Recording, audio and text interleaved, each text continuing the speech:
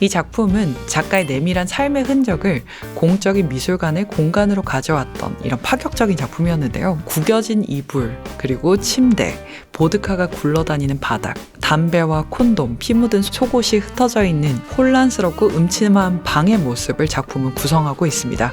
2016년 구겐하임 미술관 화장실에 아메리카라는 작품을 설치합니다. 단순히 황금 변기라는 오브제를 전시하는 데 그치지 않고 관객이 이 화장실이라는 굉장히 사적이고 개인적인 공간에서 직접 경험할 수 있게 만드는 그 지점에 있었습니다. 카탈라는 99% 사람들을 위한 1%의 예술이라고 말했습니다. 현대미술은 그야말로 무엇이든 될 수 있습니다.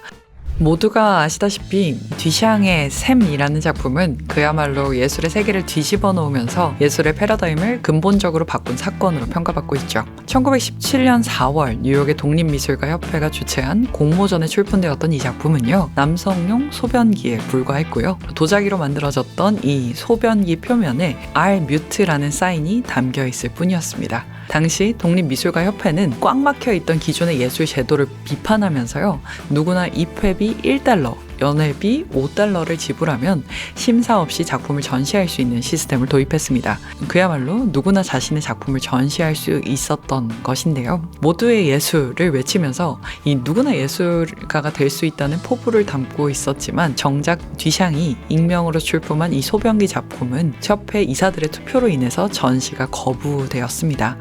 뒤샹은 사실 전시 개막 일주일 전에 JL 모트 철공소에서 소변기를 구입한 다음 유명한 신문 만화 캐릭터 머트와 제프에서 착안해서 R 뮤트라는 서명과 그리고 이 소변기의 제작 연도였던 1917년을 넣은 것이었는데요. 이전까지 예술은 화가나 조각가가 직접 창작한 고유한 작품만이 예술로 인정되었었고, 뒤샹은 이런 이미 존재하는 사물을 가져와서 서명을 더하고 새로운 의미를 부여함으로써 작가의 손길 없이도 예술이 될 수 있다는 개념을 제시했습니다. 소변기라는 사물은 특히나 가치 없고 하찮은 일상적인 사물이었는데요. 뒤샹의 샘이 거부당한 이 사건은 사실 뒤샹과 그의 동료들이 의도적으로 일으킨 예술적 스캔들이었습니다. 독립예술가협회의 이사이기도 했던 뒤샹과 그의 친구들은요, 함께 소변기를 구입하고 출품하여 전시가 거부되자 이 이사직을 모두 사임하고 나오게 됩니다. 그리고 리처드 머트 사건이라는 제목으로 무기명 기사를 작성해서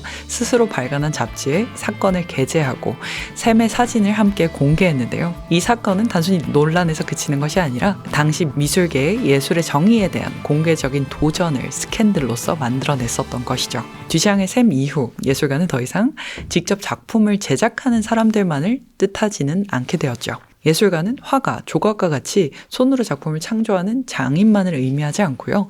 이제는 무엇을 선택할 것인가, 어떤 개념을 제시할 것인가를 결정하는 사람이 되었습니다. 예술이란 무엇인가? 라는 질문은 단순한 물음이 아니라 이제 현대미술의 핵심 화두로 자리 잡게 되는데요. 현대미술은 그야말로 무엇이든 될 수 있습니다. 회화, 조각, 설치미술, 레디메이드, 비디오 아트, 퍼포먼스, 과거에는 존재하지 않았거나 예술로 받아들여지지 않았었던 이 개념들이 현대미술로 인정받는 과정을 간략히 살펴본 것처럼요. 현대미술은 매체의 경계를 넘어서 작가의 인생의 한 장면을 미술관에 재현하기도 하는데요. 1998년 YBA의 작가 트레이시 에민의 마이 베드라는 작품을 들 수 있습니다. 이 작품은 작가의 내밀한 삶의 흔적을 공적인 미술관의 공간으로 가져왔던 이런 파격적인 작품이었는데요. 구겨진 이불, 그리고 침대, 보드카가 굴러다니는 바닥, 담배와 콘돔, 피 묻은 속옷이 흩어져 있는 혼란스럽고 음침한 방의 모습을 작품을 구성하고 있습니다. 사실 이 작품은 작가가 워털루에서 겪었던 어둡고 음침했던 경험을 바탕으로 제작되었는데요. 침대에서 태어나서 병들고 죽고 성관계를 가지는 이런 인간의 일상적인 삶을 표현하고 있습니다. 침대는 마치 작가의 하나의 자화상이자 인간에 대한 메타포로 재해석되고 있는데요. 그 당시 여성 예술가들이 다루지 못했던 성적 욕구라든지 우울, 여성이 가진 취약점을 표현했던 이 작품은요, 현대 영국 미술계의 새로운 기준을 제시하였고 1999년 터너상의 최종 후보로까지 선정되게 됩니다. 물론 격렬한 찬반 논쟁과 함께 진행이 되었었고요. 일부 사람들은 이것도 예술이 될 수 있냐라고 비난했지만 결국 추후에는 2014년 크리스티 옥션에서 약 50억 원에 낙찰되기도 하고요. 삶의 흔적으로 확장된 예술의 상징적인 작품이 되었습니다. 때로는 예술은 가장 불편하고 혐오스럽고 더러운 것들과 직면하게 만들기도 하죠. 이탈리아의 화가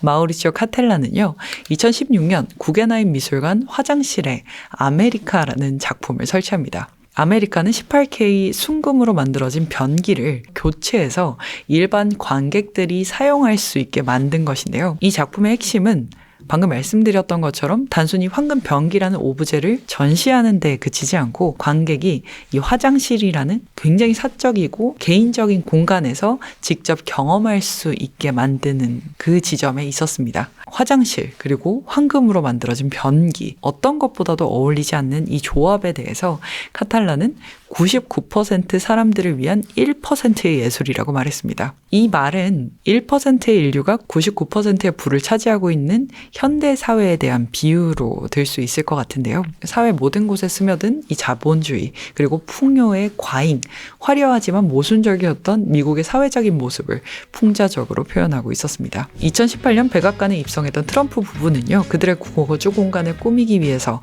구겐하임 미술관의 소장품 빈센트 반 고흐의 작품의 대여를 요청합니다. 구겐하임 미술관은 이 요청을 거부하고요.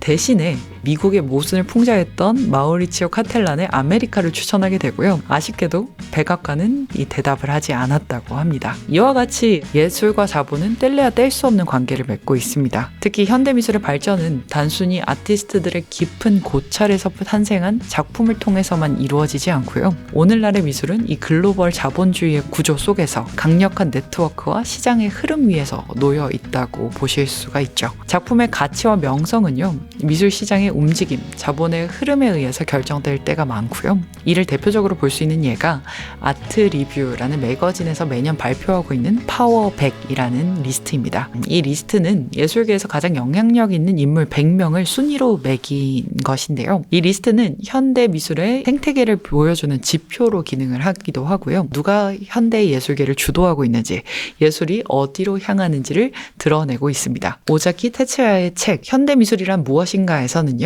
이 랭킹의 주요 인물들을 분석하는데요. 랭킹 리스트를 가득 차지하고 있는 갤러리스트, 아티스트, 컬렉터, 미술관 관장, 아트페어 디렉터, 그리고 이 랭킹에 올라오지 못하는 미술사가, 이론가 비평가들의 차이에 대해서 다음과 같이 얘기합니다. 전자는요, 아트 현장을 만드는 사람들이고 후자는 현장을 뒤쫓는 사람들이라고 말이죠. 작품을 만들고 사고 팔고 전시회를 개최하면서 홍보를 하고 있는 첫 번째 프라이머리 플레이어들과 이들의 활동을 분석하고 해석하면서 쫓아갈 수밖에 없는 세컨드 플레이어로 정의하는 것인데요. 20세기 그린버그와 같이 강력했던 비평가들의 목소리가 점점점 현대에 와서는 줄어드는 것과 같이 세컨더리 플레이어, 비상업적인 인물들이 예술계의 영향력을 행사하긴 점점 어려워지는 형태를 이 파워 100에서 이 랭킹이 전적으로 보여주고 있다고 말합니다. 파워 100 리스트에서 빠지지 않는 인물 중 하나가 바로 카타르의 셰이카 알 마사야 공주인데요. 이 공주님은 카타르 박물관의 의장으로 근현대 서양 미술사의 걸작들을 대거 사들인 거대 컬렉터로 잘 알려져 있습니다. 그녀가 속한 이 알타니가는요, 앤디 워홀, 로스코, 프란시스 베이컨, 리처드 세라, 무라카미 다카시, 데미안 허스트와 같이 근현대 서양 미술사의 거장들의 작품을 대규모로 수집하고 있고요. 2012년에는 폴 세잔의 카드놀이하는 사람들을 3,200억 원에 매입하면서 전 세계에 큰 놀라움을 선사하기도 했습니다. 셰이가 알 마야사는 2010년 테드 워먼 강연에서 미술 작품은 카타르의 국민적 아이덴티티의 중요한 일부가 되어가고 있다. 서양의 것을 탐내는 게 아니라 자신만의 아이덴티티를 확립하고 그 기초를 세우고 열린 대화를 창조하고 싶은 것이다 라고 말했습니다. 예술이 단순하게 자본의 소비재가 아니라 문화적 정체성을 구축하는 도구로 설명을 하고 있는데요. 하지만 그녀는 다음과 같이 덧붙이기도 합니다. 아시다시피 아트와 문화는 빅 비즈니스입니다. 저에게 혹은 소더비나 크리스티 회장 찰스 사치에게 위대한 예술 작품에 관해 물어보세요. 아트는 거액의 돈을 가져다 줍니다. 라고요. 그렇다면 이렇게 자본주의 세계에서 쏟아져 나온 작품들 사이에서 우리는 어떤 태도로 예술을 대하고 그리고 어떻게 작품을 감상해야 하는 걸까요? 비평가 보리스 그로이스는 이제 더 이상 감상자가 예술가를 판단할 수 없다라고 말합니다. 그 이유는 감상자가 비판하고 선별하고 단편화하고 결합하는 이 과정에서 감상자는 예술가와 같은 일을 하고 있기 때문이다 라고 이야기하는데요. 예술과 관객은 일반적으로 작품을 선보이고 받아들이는 단순한 관계에서 벗어나고 있죠. 예술가는 생산자를 떠나서 감상자가 되고 감상자는 작품을 바라보고 해석하고 외부와 소통하는 이런 행위를 통해서 스스로 창조적인 예술가가 되는 이러한 시대에 우리는 살고 있는 거죠. 수많은 예술작품과 전시 속에서 가장 중요한 건 결국 이 작품에 다가가서 무엇을 느끼는지를 생각하는 것이 아닐까 생각하는데요. 꼭 이를 통해서 얻는 것이 정치적이거나 사회적인 메시지일 필요는 없죠. 개인적이거나 내가 그때 느끼는 즐거움, 슬픔, 분노 같은 감정들일 수도 있습니다. 결국 작품을 통해서 나에게 스스로 질문을 던지는 행위야말로 관객이 행하는 작품과 예술의 완성이라고 생각합니다. 마지막으로 한 아티스트를 소개하며 마무리하고자 하는데요. 프랑스 아티스트 피에르 위그는 인간 중심 사상에서 벗어나서 인간과 비인간의 관계에 대한 의문을 작품으로 표현하는 작가입니다. 자신의 작품을 현실이 아닌 다른 어떤 세계에 존재할 법한 추측적인 픽션, 허구라고 말하는데요. 작가에게 이 픽션이란 가능하거나 혹은 가능하지 않는 것, 무엇이 될 수 있고 될 수 없는지 접근하는 수단이라고 말합니다. 피에르 위그가 제시하는 이 존재하거나 존재하지 않는 허구, 그 예시를 한번 보실까요? 2017년 민스터 조각 프로젝트에서 피에르 위그는 관객을 만들어진 미래, 종말 이후의 공간으로 초대합니다. 민스터에 위치한 곧 폐쇄될 거대한 빙상 경기장은요, 하나의 커다란 작품이 되는데요. 마치 버려진 공사장인 듯 보이기도 하고요. 시간이 흘러 부서진 듯한 콘크리트 그 사이로 관객들이 자유롭게 걸어 다닐 수 있게 만들어 두었습니다. 흙 더미들을 지나면서 우리가 마주하는 것들은요, 바위나 물 웅덩이 같은 것들인데요.